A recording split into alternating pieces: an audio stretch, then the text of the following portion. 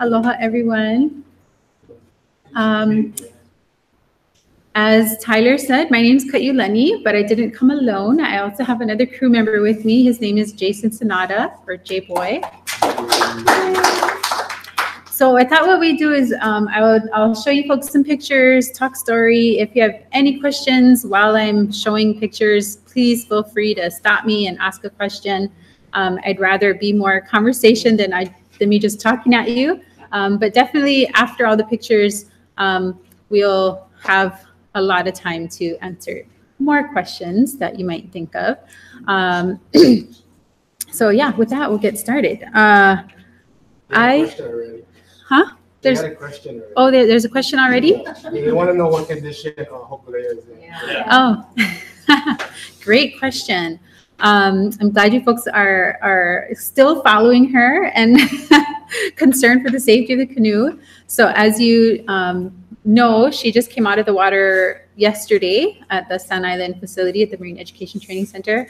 And she is, well, she's damaged in the bottom of the hulls. I have a picture on my phone, but I didn't actually put it on a PowerPoint. But I guess I would say I think there's no, there's not like a puka through the hull kind of a thing, but it's just that on the very bottom of the hull, there's, I think it's called a worm shoe. So it's some wood that's kind of at the bottom, almost like a false keel, just a very small extension of the hull itself, and that has exposed wood. So fiberglass is missing from some spots on the bottom there, and there's wood. And so now I think maybe by today they'd have taken a good look at how much of it needs to get repaired. Does that kind of answer your question? Yeah? Is that part of a normal inspection, or did you actually hit coral? You know,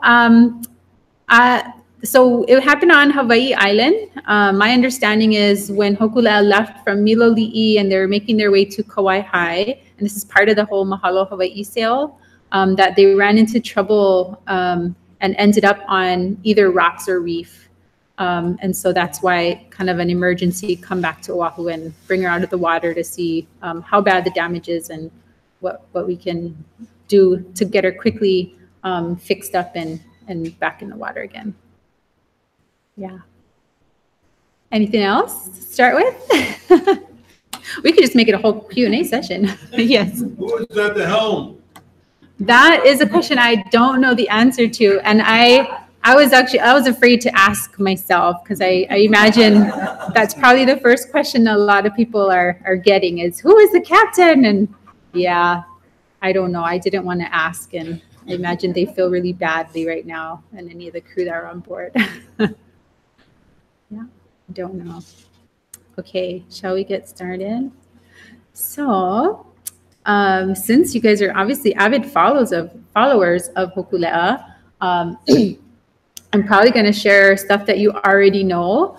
What I thought I would do, because I wasn't sure how much or to what extent people that would be here know about the canoe and this worldwide voyage, was I thought I'd kind of take it, we'll go back in time from the voyage itself.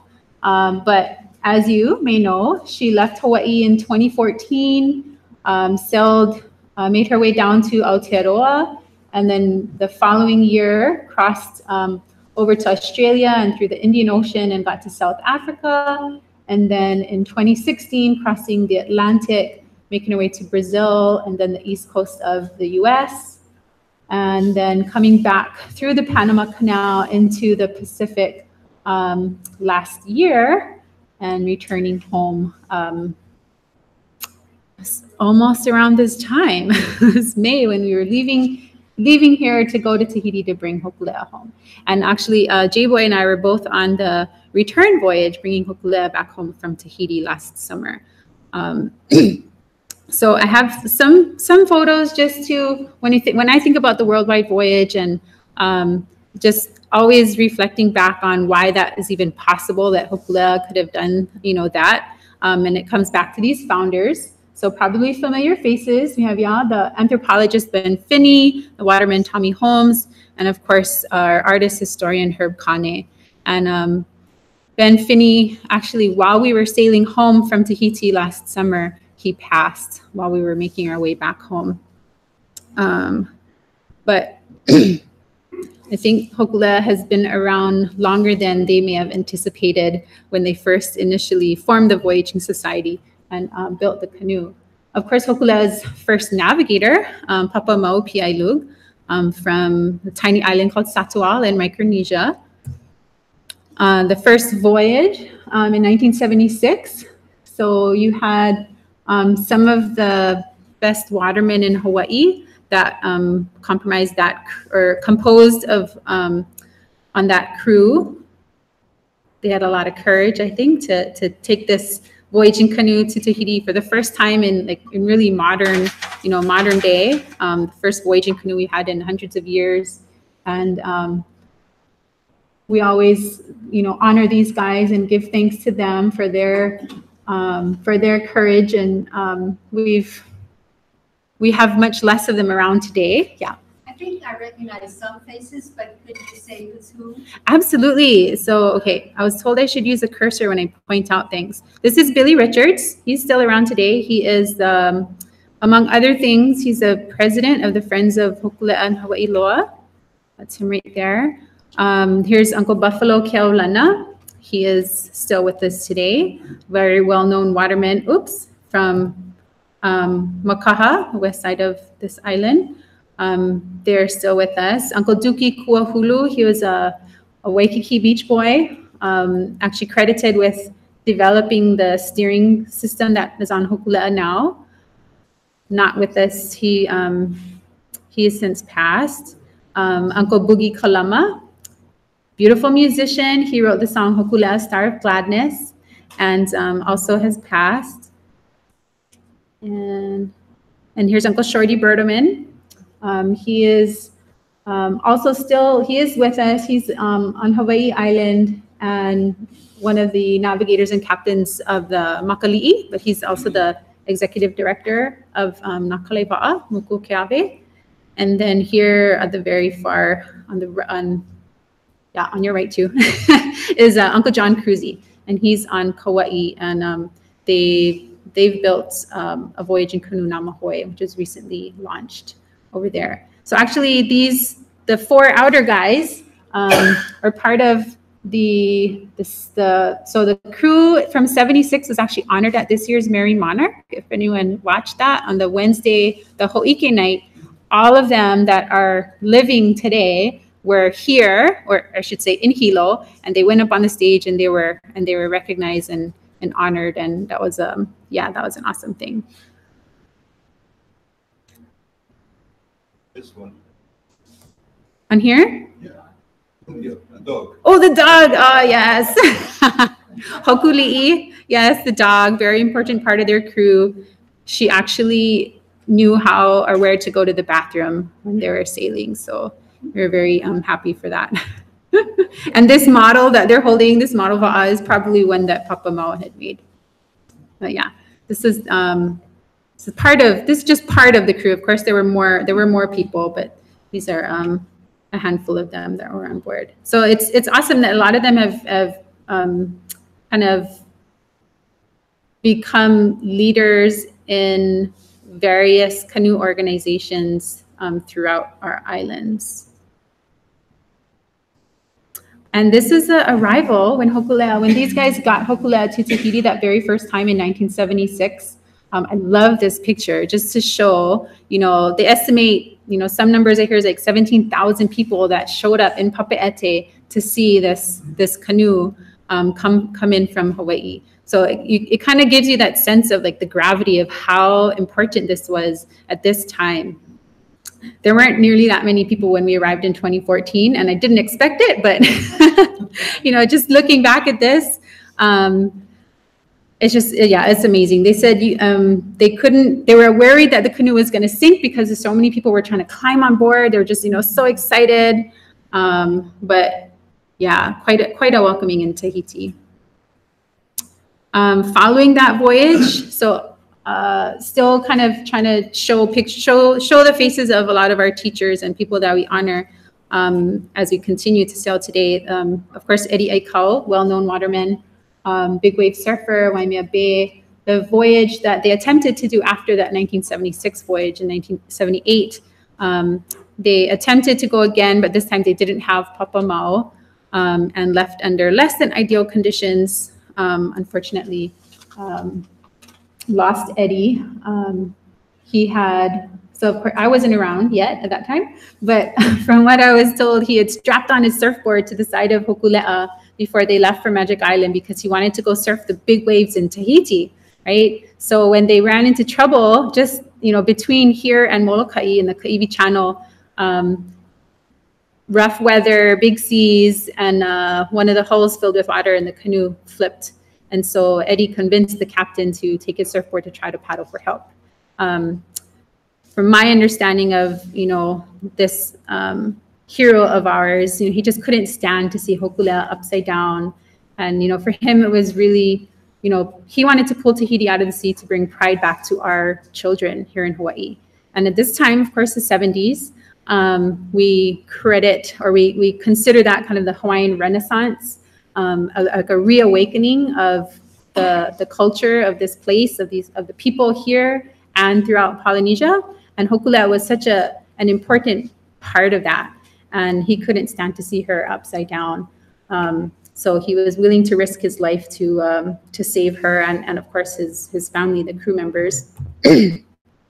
Fortunately, after that tragedy, he had the leadership of people like Pinky Thompson, who basically told his son, Nainoa, he said, if you're gonna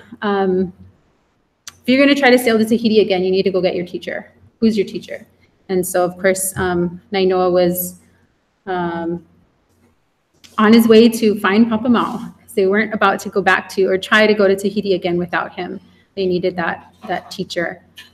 And he did. And when he got there, Mau ended up spending 2 years with Nainoa here in Hawaii in this very area. A spot that they frequented was a spot that we call Lanai Lookout because you're looking out at Lanai, you can also see Molokai, but they just spent many, many, many sunrises and sunsets and nights just watching, the sun come up, the sun go down, stars come up, and just had so many lessons at that spot. It's such a special place for a lot of us who are learning today. We like to go and, just feel that mana of that place because it's so rich in the teachings that Mau shared.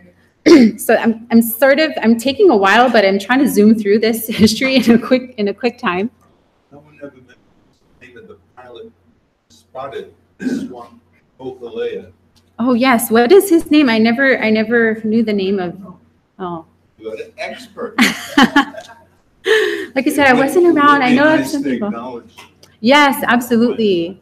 What I know about, if you didn't hear in the back, the pilot who was in the plane that spotted Hōkūleʻa when she was upside down, all I know from what I've heard in stories is that these pilots were coming back from Kona on their way here to Oahu. And actually, one of the reasons why I think that the captain allowed for Eddie to take his board to go to try to get help was because they were getting so far away from like the plane routes and any boat traffic that they were worried no one would even know they're upside down.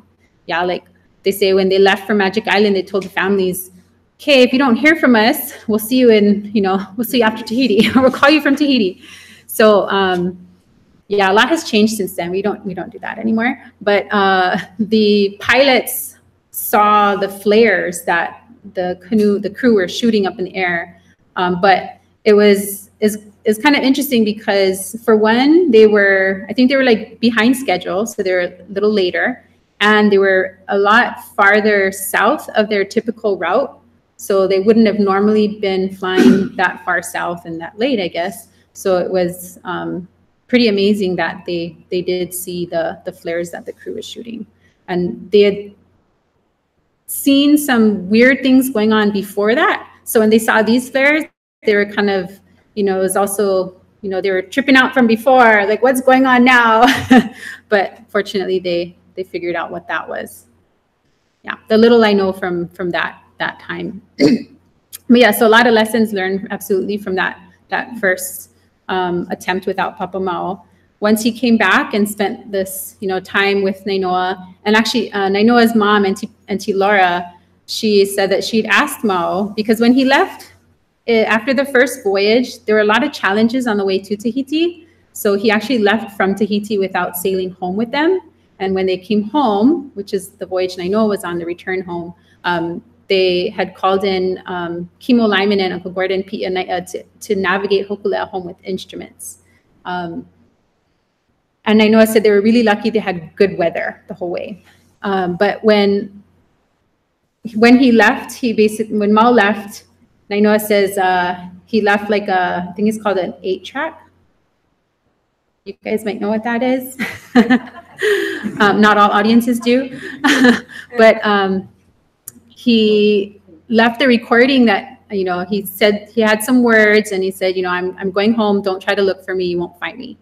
Basically, he wasn't pleased with the lack of discipline. Like, he's a very disciplined man. He said, leave all your pilikia on land. Life at sea is going to be different. And so his discipline at sea wasn't, you know, his expectations and standards weren't met. So when he left, he had no intention of coming back. But what he told Auntie Laura when she asked him, why did you come back? You said you said, don't look for you. Why did you come back? And he told her, Mao told Auntie Laura, he said, you know, I looked in Nainoa's eyes and I knew he was going to go. I knew he was going to go to Tahiti again. And if I didn't help him, maybe he would die. And it was as simple as that. He knew he needed to come teach this guy. And, you know, and really Nainoa's question to him was not, can you come back and, you know, navigate to Tahiti again? It was, we need you to teach us how to find Tahiti for ourselves. And Mao understood his, you know, his role as teacher was just incredibly valuable. And thanks to, you know, his wisdom and his willingness to share that knowledge, which was very sacred knowledge, by the way, that, you know, his own people were not happy about him taking outside of his family, outside of his island, much less way the heck out here in Hawaii. But to his credit, I think Mao saw that, you know, here are these people that really want to learn. And in his own islands, he saw almost the opposite of that. He saw that young people were, you know, enjoying maybe the luxuries of modern technology. You can get a GPS, can get a motorboat. Why do I need to learn to navigate? Why do I, you know, need to know how to build a canoe? And so he thought he was planting a seed here in Hawaii. So when his people were ready to learn, they would have a place to learn. Anyway, a little long tangent there. But so since he came back, Nainoa became the first, you know, Hawaiian to pull Tahiti out of the sea and come back. And then Hōkūleʻa has sailed since that time, voyages like this one in 1985 to Aotearoa, reconnecting some of the, like, retracing migration routes, going to the other far corner of the Polynesian Triangle to Rapa Nui, which was going to be the hardest challenge of the Polynesian Triangle, going back to our own backyard, which this is the first island, Yanihoa, after Kauai and Ni'ihau, part of Papahānaumokuākea, the Marine National Monument. When we sailed there in 2004, it wasn't a monument yet, but still, of course, protected. And that voyage was very important for us, kind of go up to our own backyard and try to share, you know, stories of hope, of recovery, you know, those are our kuleana too. And then this is Mao's Island, Satawal. So after doing all of Polynesia and then our own backyard, in 2007, we sailed Hōkūleʻa with another va'a, the Angono Maisu, to Mao's Island, which to me was always like this mythical island, you know, Satawal. You hear about Satawal, it's like someplace you'd never see. I just feel really blessed that I was able to be on that voyage to go and see where the master navigator grew up and lived. And even outside of his house, he called Waikiki Beach, a little different from ours. but yeah, so, all of that had happened before this worldwide voyage, of course, but I think all of that learning was important to be able to, feel like, okay, we earned the right or the privilege to be able to take Hōkūleʻa around the world. And when we left from Hawaii, there were a number of young learning navigators that led Hōkūleʻa to Tahiti. And so the first year of the voyage was really reconnecting with, all these places that Hōkūleʻa had already been before, and, re-strengthening those relationships. But once we left from Aotearoa, it was all about, exploring these places Hōkūleʻa had never been before, including, Australia, the Great Barrier Reef. This is very far south. If you can see the Southern Cross on its side over there. This is in Aotearoa, and the theme of the voyage, of course, was Malama Honua, caring for Island Earth. After relearning how to navigate, just that knowledge of, that Mao had shared, the consequent voyages of Hōkūleʻa really showed much more than just, this knowledge of navigation, but how our canoes have really taught us to be better stewards or caretakers of our own islands, because the canoe is very much like an island. I didn't get out of the Pacific really other than going to the East Coast, but I thought I'd share some other cool pictures of like Bali, where Hōkūleʻa went, South Africa, some of the amazing people that we were hosted by and got to meet in South Africa. The Archbishop Desmond Tutu was there to welcome and greet the crew. Of course, New York. That was another special kind of big gathering at the UN, and all kinds of good things coming out of the message that Hōkūleʻa can carry.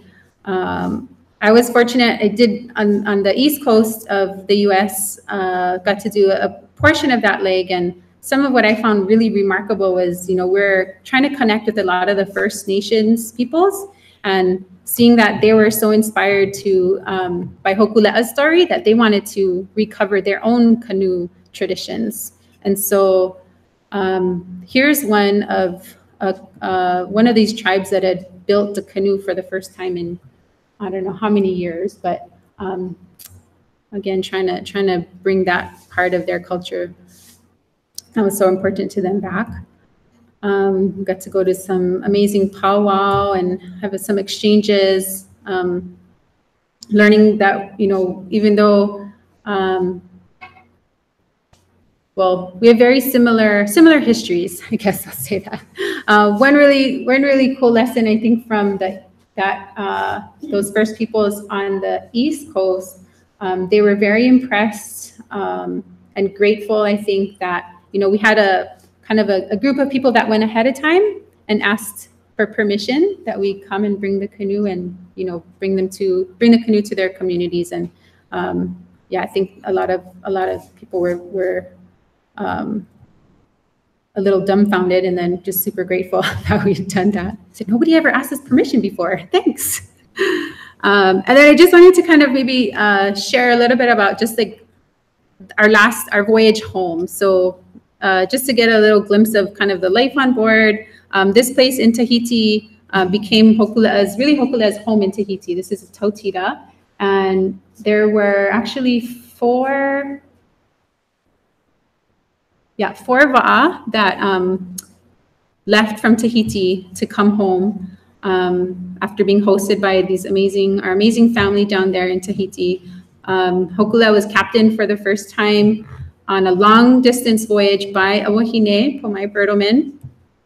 And our crew, we had Bruce Blankenfeld. He was our sailmaster. Pomai and I got to work together to choose and put our crew together, a mix of people that had the experience of going on a long voyage before and then had not been on a long voyage, but had done a lot of inter-island and coastal training.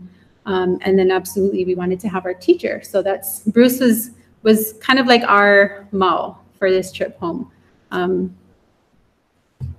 Yeah. And then cousin of Mahealani over here, Pua Lincoln, she's one of on our navigation team. So actually our team, and I think I have a picture of us, not necessarily on purpose, but it just turned out to be that our navigation team was all wahine. Oh, there we are. Yeah, so we have Haunani Kane, who's amazing. She's getting her PhD now. She's in geology and geophysics at the University of Hawaii at Manoa. And then you have Pua. Oh, there's Haunani. Use my cursor. Haunani. And then you have Pua Lincoln, we are both from Waimea on Hawaii Island. And she teaches at Kanua Ka'aina and at the University of Hawaii, in the University of Hawaii system. And then you have Kala Babayan Tanaka. Her father is actually one of the Po navigators, Kalepa Babayan. And all of us learning the navigation and as a team got to kind of put that into practice and try to find Hawaii after leaving Tahiti. We also had almost every island in our chain up to, well, actually just up to this time. We didn't have anyone from Kauai, but everyone represented from Molokai, Lanai, here in Hakipu'u. I'm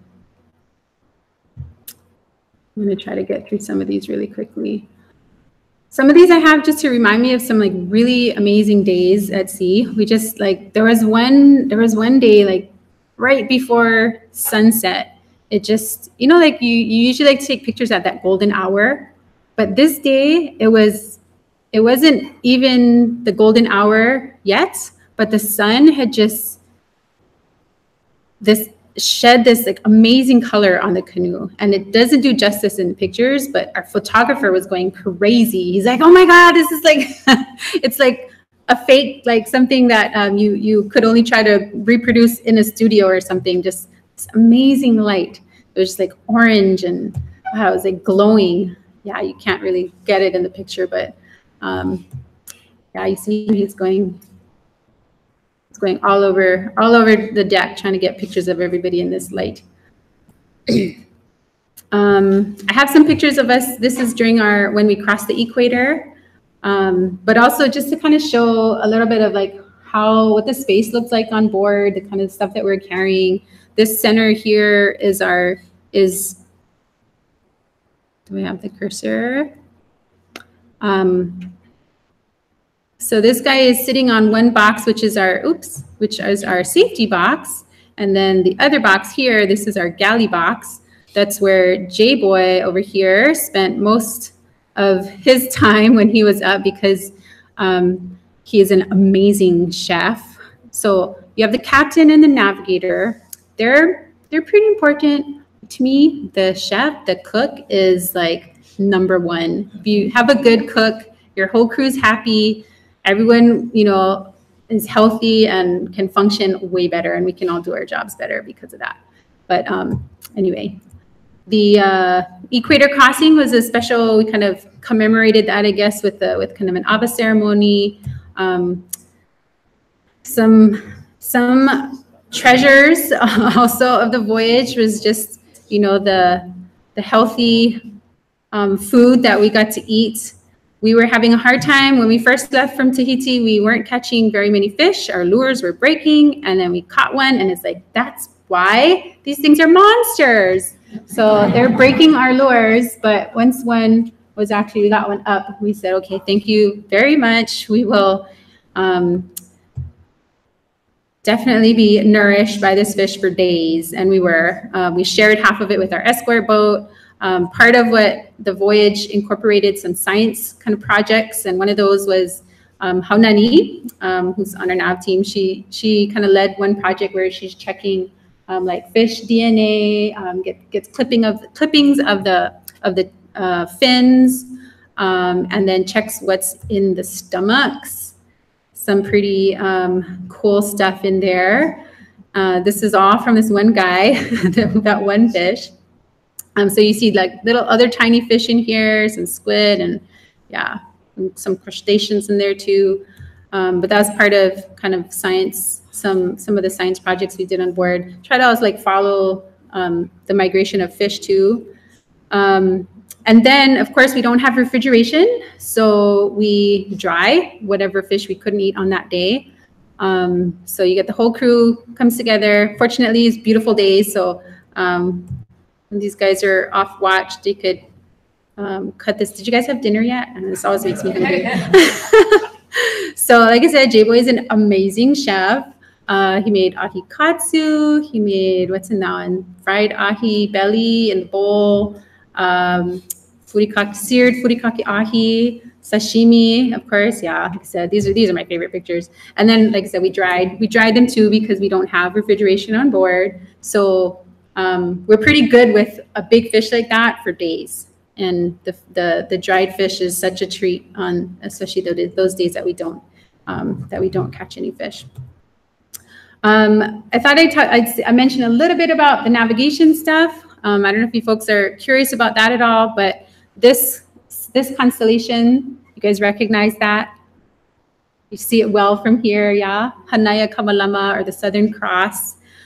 This is our gift in the stars. This constellation helps us know that we're home, that we're in Hawaii's latitude. So this is something that Nainoa figured out. So spending all that time with Papa Mau, and he also spent a lot of time in the planetarium with Will Kaselka at the Bishop Museum. He was pretty confident he could get to Tahiti okay, but it was the trip home back to Hawaii. He was trying to figure out how in the stars could he be confident that he was home. And he shares a little story, he was, after all that studying, and then one night he just like wakes up from his sleep. He's living like down Paiko, I think, and he wakes up out of his sleep and runs down the road, like bibbities and all, goes down to the shore and sees the Southern Cross right where he thought he should see it. And the beauty of this constellation is the top and the bottom star, when they're upright, the top and the bottom star at this latitude, at Oahu's latitude, the top and the bottom are equal to the distance from the horizon to the bottom star. So we're approaching Hawaii Island from Tahiti. Every day it's getting lower and lower and lower. But we know when we have that like equidistant thing, we know we're in Hawaii's latitude. So this is just like a total gift in the stars. One way that we can use the stars in navigation. And it was kind of almost also kind of like a gift from the Akua, from Kupuna, because for several nights we couldn't actually see the Southern Cross when we knew we needed to be measuring it to know we're at the right latitude. And then just when we needed to see it, it's shown itself. And we're like, okay, we know where we are. We're almost home. And then not long after, we made our turn west and headed for our islands. So we calibrate our hands become our tools because we're not using instruments. We measure the height of the star above the horizon when they're in the meridian. And that gives us our best clue for knowing we're at home. This here is our track home so this is the Marquesas. So Hōkūleʻa came from, on this side way out here is the Galapagos, and then she went down to Rapa Nui. From Rapa Nui came up to Nukuhiva, the Marquesas, before coming to Tahiti and Raiatea. And then where we left from, Tautita, this is us on the yellow line, kind of basically going according to the directions that our teachers gave us, right? And you can see a pretty abrupt turn here. So the whole strategy for coming home, finding Hawaii is, like J-Boy says, it's easy. It's only easy. You just come to the windward side of the islands, know you're at the right latitude, turn west, and you should hit something, right? Islands are big, mountains are tall. But that's why you got this abrupt turn right here. That's after we knew the Southern Cross was at the right height, we could turn west. And because we were upwind, windward side of the islands, we could basically sail right into our home. And if you can make it out in this picture, can you guys see that? Yeah. Anyone want to guess where that is? You would think that Hawaii Island should be the first thing we see, but it was Haleakala. Yes. Hawaii, of course, like in this picture, is off to the left. And the day we saw Haleakala, Hawaii was just totally, you know, in the clouds. Could not see it at all. And then the very next day, Hawaii was totally clear and Haleakala was completely covered. So we have these kind of magical moments, seeing things when we need to when we're out there. And then, of course, hopefully we came home in June to Magic Island. Actually, most of us, actually all of us got off in Kauai High so we could kind of, you know, readjust to society. You know, you go like either traveling for a while or you go camping for a while, and it's like you got to come back and drive in traffic and yeah, all that kind of stuff. It's hard to just come right back to that after being on the ocean. So we got off on Kauai High. Other folks got to bring the canoe home, and then we came into Magic Island last June. I think it was June 17th, Hōkūleʻa homecoming. But it was amazing to see like how many. I think what they were trying to do is compete with that Tahiti picture from 1976. They're like, we have social media now. We should be able to get at least that many people out here to see Hōkūleʻa coming home after this epic voyage. And I don't know how to estimate, but I think there were quite a bit of people there. And then, of course, she came home to one of the first pictures I showed was where she was launched first in Hakipu'u. Yes. The last leg from Tahiti, that took us 21 days, 23 days. I think we saw Maui in the 21st day. Yeah. On the outside, about a third of the way up, there's on each of the 3 tracks, there's a noticeable dent going west. Right here? Is that for prevailing winds or sea currents or what? That was, actually before, so our strategy for sailing home, even going to Tahiti, is staying close to the wind. And that's kind of, we even someone wrote a song about that, staying tight to the wind.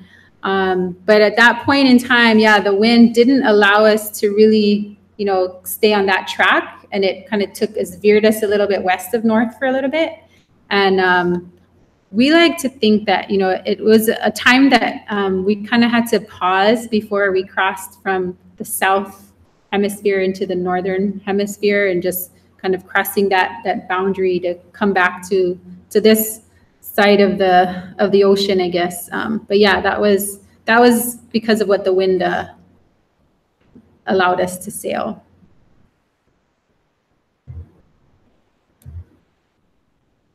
And then yes, having after the big homecoming, which is amazing that so many people, you know, have this aloha for Hōkūleʻa, to be there to see her come home.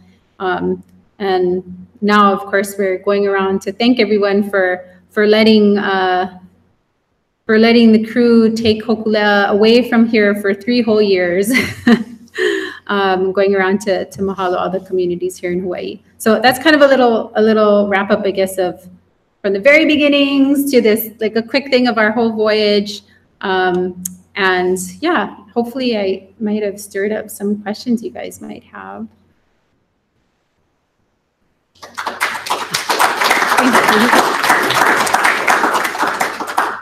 Yeah, did you have a question? I just wanted to say, I'm a tour guide, and I was at Sandy Beach when the Hōkūleʻa was coming down. The most coolest thing I've had in a long time. I told my customers, you haven't seen that site in 1,000 years. And it was the coolest things coming down the channel, coming into along.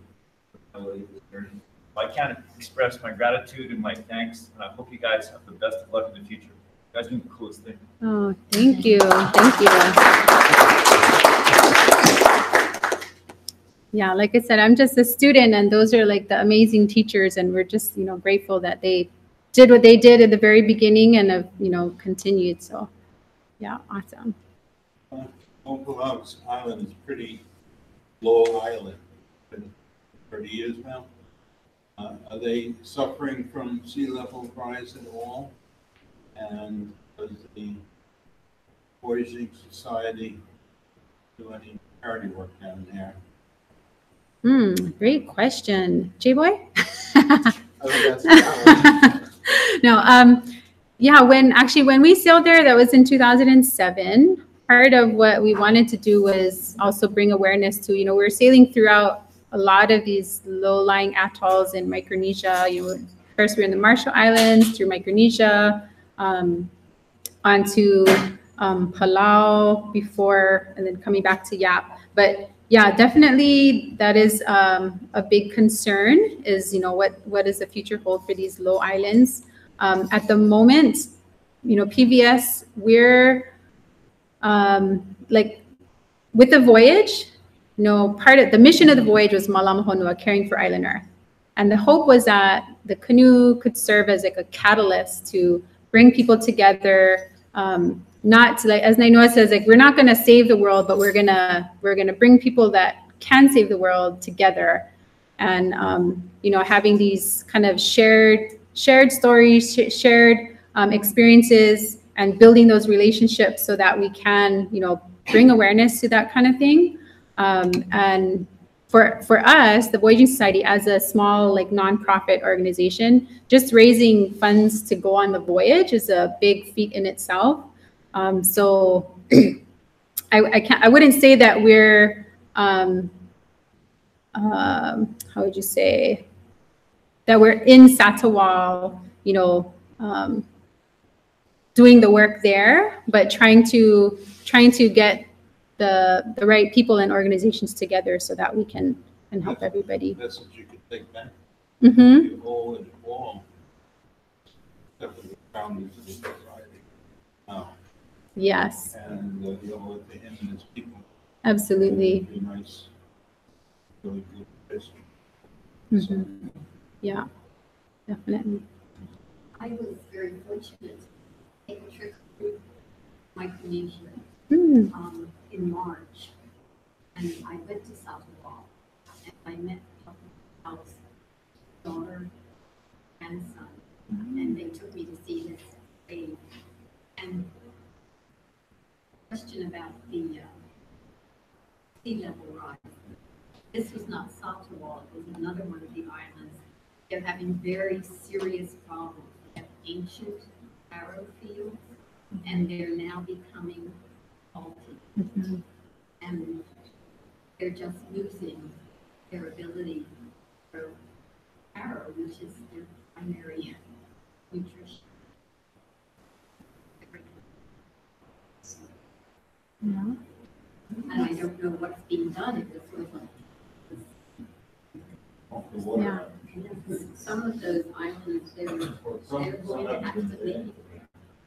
Yeah.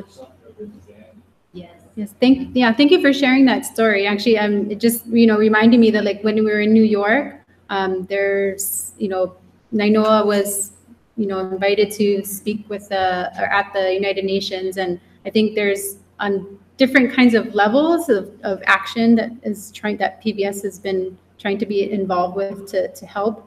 And of course, even other leadership of the canoes throughout Polynesia and everywhere. There's more of a, I guess, initiative, especially now, to have all these canoes, not just Hōkūleʻa, but help to kind of bring that awareness to these tiny islands in the Pacific that, are suffering the most from those effects that they're not really contributing to. But yeah.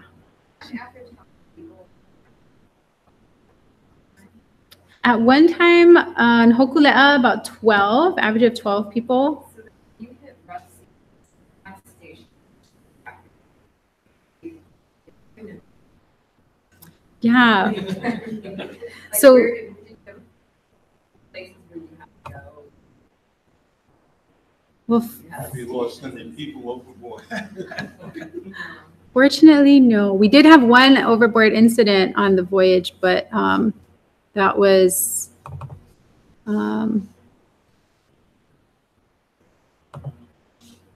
because he was, doing everything he was supposed to. We have we have a safety harness, so like at night or of course in rough seas, we should be wearing our safety harnesses.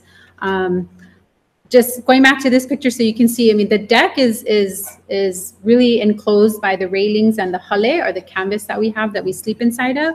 So if you're on the deck, it's really hard. I mean, you're pretty safe. You're like confined in that space.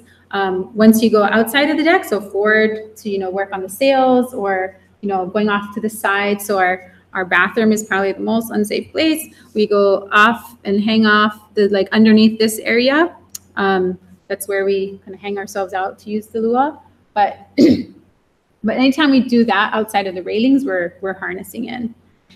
Fortunately, we didn't have such rough seas where we were, having to tie ourselves to the canoe or anything.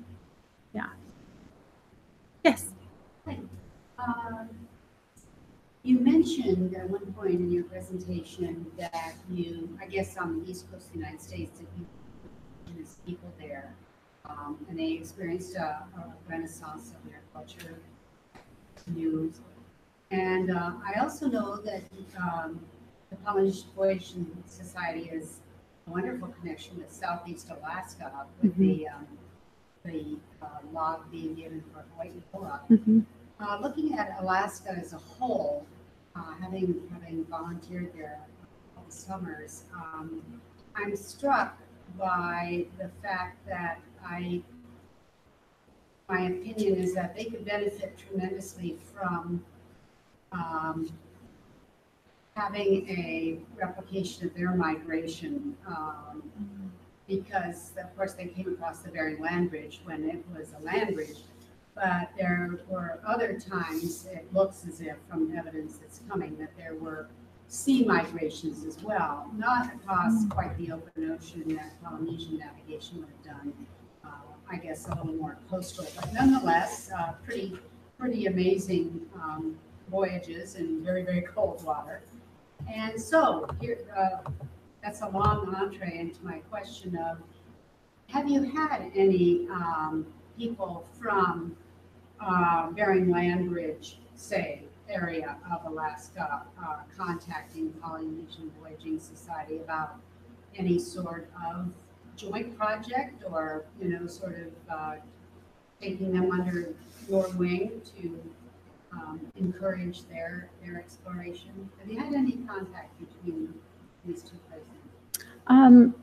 Well, the contact that I know of, at least, so one of the men who helped Hawai'i, not just the Polynesian Voyaging Society, but to get the hulls for the canoe Hawai'i Loa. Byron Malat, his son, was actually on one of the legs of the voyage.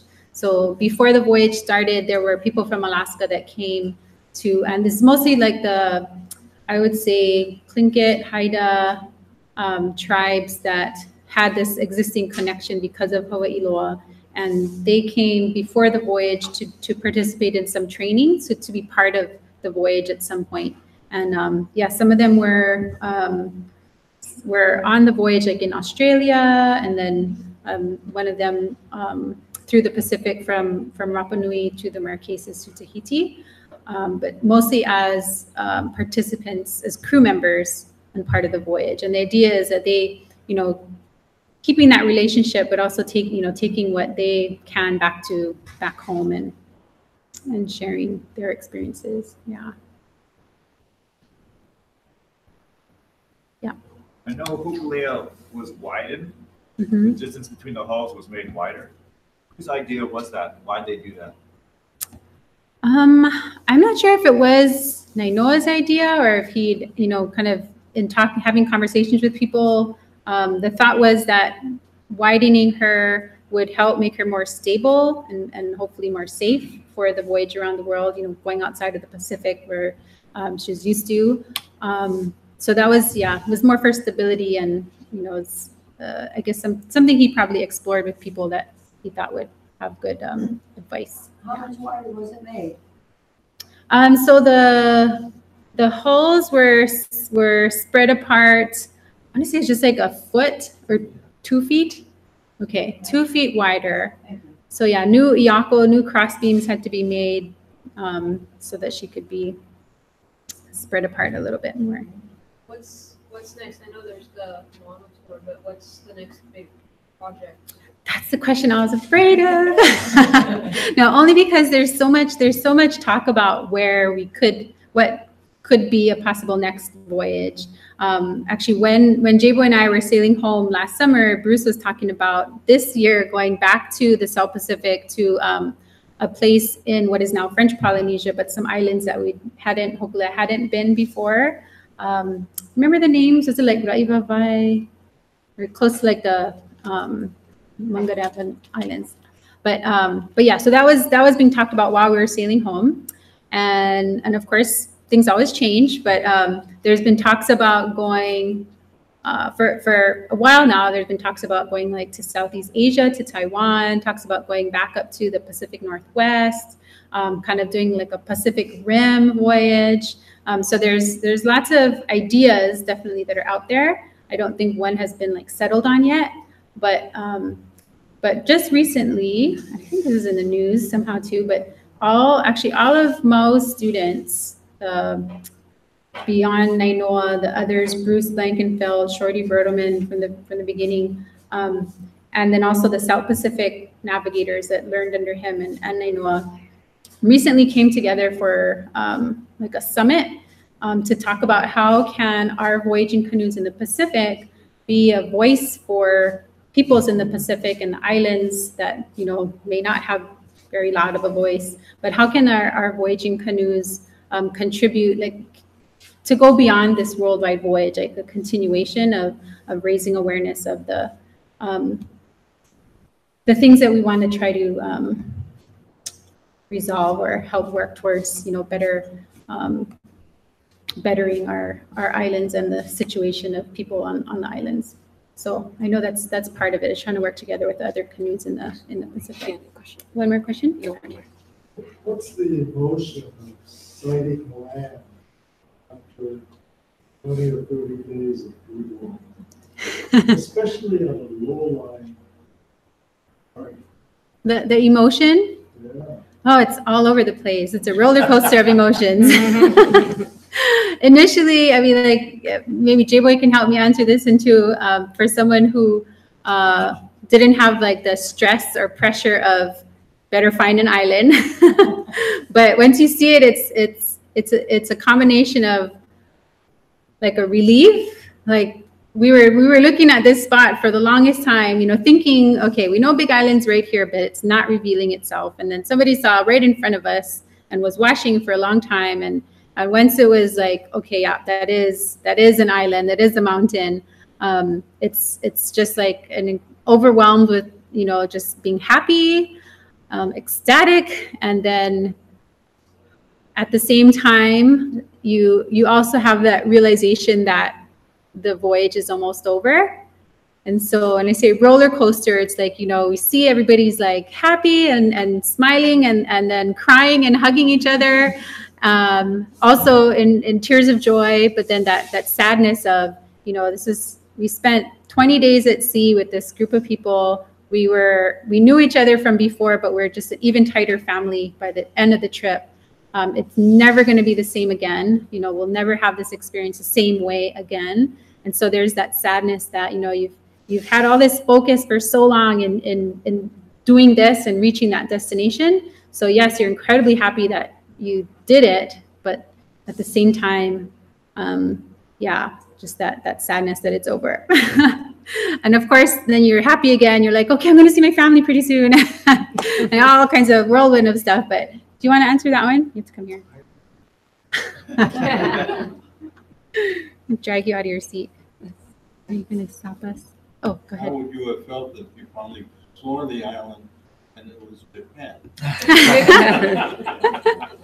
I think we would have run out of food before that, but Actually, the question I wanted to ask was, talked about widening it. When it was first built, and Mal came here, says you got it all wrong. You had to take everything apart. All the last things were wrong, and they rebuilt it on the instructions that in the beginning at first. yeah, actually, from my understanding, he had helped to lash the canoe together, and then it was Herb Kane said that his lashings weren't sufficient for that size canoe. So the whole crew had to take the canoe apart. And that was part of, I think, the tensions and the pilikia that started even before they left on the first voyage. So that tension, fighting. Yeah. Yes? You have the same amount of crew on each leg of the voyage? Almost. We averaged about there 12. On our leg, we actually had like 13 people. There's another canoe, Hiki and Aliyah, that was on some of the voyage too, mostly in the Pacific. They had up to 14. So it was between there. Yeah. With all the other islands building canoes, are any of them capable of much besides inter-island travel? Are any of them looking at going far out? I think because of the capacity of what the canoe can carry, food and water wise, that's here to Tahiti is actually that's maybe half of what the food and water that Hōkūleʻa could carry. Hōkūleʻa can carry about 40 days worth of food and water for 11 people. And they might have figured it out when planning for Rapa Nui, because that's how long they thought they would take from Mangareva to Rapa Nui. But yeah, it's the limitation is really just what the canoe can carry. I didn't mean our islands. I meant because other islands in the Pacific are building canoes, right? Mm-hmm. Are they building big ones, or are they just smaller, educational? Yes, yeah, they actually also have built bigger ones too. Yeah, so like Aotearoa, after Hōkūleʻa went to Aotearoa in '85, Uncle Hector Busby built Te Aurere, which is similar in size to Hōkūleʻa. Rarotonga had built a number of canoes, also large voyaging canoes. They actually sailed them here to Hawaii in '95. In addition to other big canoes that were built here in Hawaii. So yeah, they do have big voyaging canoes in other parts of the Pacific. And then recently, by the help of a German philanthropist who helped build 7 canoes out of Auckland and Aotearoa. The 8th canoe was Hiki and Aliyah, the canoe that was Hōkūleʻa's sister vessel. But there were 7 canoes before that same size and design that were, the intention was to possibly replace like cargo ships that are going to these remote islands in the South Pacific. So there are some of those kinds of canoes that are, transporting people and goods between islands. One last question for you in the back. So I recently got a chance to go to American Samoa, and I witnessed like these canoe races. There were 50-man canoes, and they were racing. And I was talking to locals, and I was like admiring their canoes, and I was like, oh, it reminds me of Hōkūleʻa.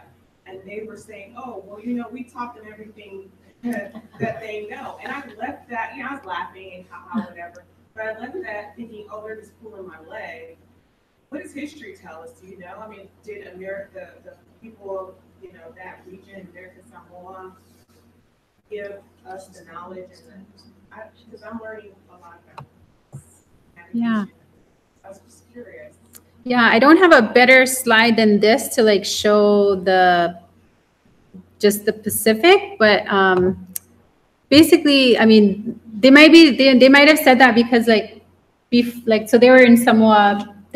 People had settled Samoa before they got here to Hawaii. Okay. Yeah, so the migration from Southeast Asia, cursor, from this part of the world coming into the Pacific, really like Fiji, Samoa, Tonga, were some of the first islands, and then people moving from west to east. Wait, wrong way, sorry.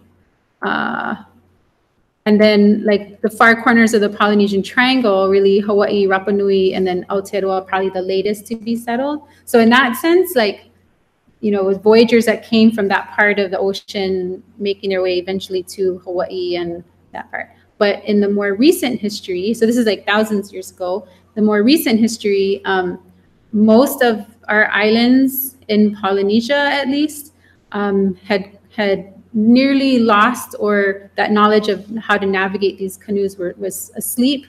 And so it really took this man from Micronesia, Maupiailug, to come here and reteach us, or at least show us how our kupuna, our ancestors, might have done it. And so like really what Nainoa did was combine that traditional knowledge from Papa Mau with the, you know, the learning we get in school nowadays, and brought that into a system that works for him.